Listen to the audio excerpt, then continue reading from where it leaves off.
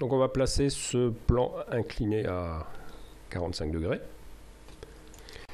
Et l'idée donc ça va être de modéliser un plan qui va représenter ensuite le diamètre de la fraise.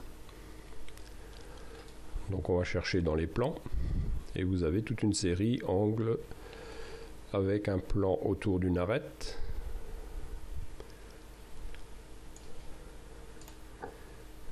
Donc angle, plan, arête.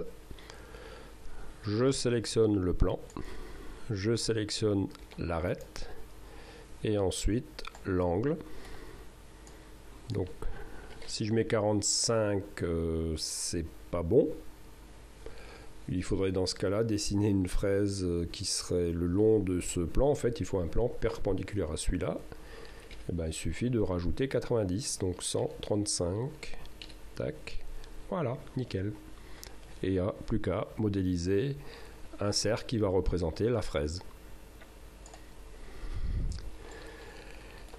Et c'est à partir du plan, bouton droit, que je crée une nouvelle esquisse.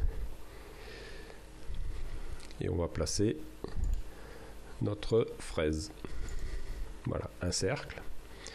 Problème, la cote qui nous est donnée, donc c'est la cote de 3 ici, et nous on va en fait se retrouver avec cette ligne là. Donc il faudra simplement lui indiquer la valeur. Donc là on va pouvoir éventuellement traiter ça en trigo. Donc c'est des choses qu'on a tendance un peu à oublier avec ce genre de logiciel, hein. Alors deux solutions, soit vous calculez la cote en trigo avec une calculatrice Excel éventuellement. Moi j'avais fait un petit fichier. Donc celui-là j'utilise plutôt quand je suis sur des calculs, on va dire sans être spécialement dans un logiciel défini. Donc si je prends par exemple notre cas de figure, 3, 45, comme on est à 45, sinus, cosinus donnera le même résultat. On a un triangle isocèle. Donc on peut directement traiter ça avec Inventor. Donc on va revenir. Donc ici ce que je vais faire, je vais placer donc pour la profondeur, pour marquer la profondeur et ramener mon outil tangent, je vais tracer une ligne. Donc toute simple, patch. Tac, ce sera ma ligne de construction que je vais positionner donc avec la cote qu'on vient de calculer, là, 2 et quelques, mais je vais la placer directement en utilisant les fonctions Inventor. Donc je prends la cote, et donc sinus de 45, alors ce qui est curieux, il se met en erreur, c'est rouge, bon, fois 3, ah, voilà, c'est bon. Et on retrouve bien nos 2,12. Et après, il n'y a plus qu'à projeter donc tangent par rapport à ma ligne, je ramène tangent, voilà mon outil.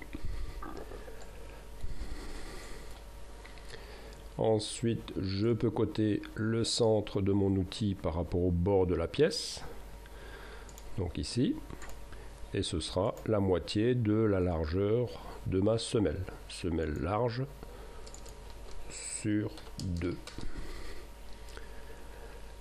Et l'outil, donc qu'est-ce qu'il nous propose? Ce qui était demandé, une fraise diamètre 20. Parfait. Donc je reviens sur ma fraise diamètre 20, j'y étais presque. Voilà. Et après, il n'y a plus qu'à extruder, toujours en cavité.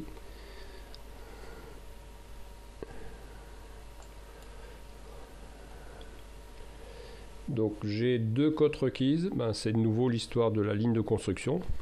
Donc on va dire que c'est bon, on va pas en tenir compte, voilà, c'est bien ça, donc c'est pas gênant, hein.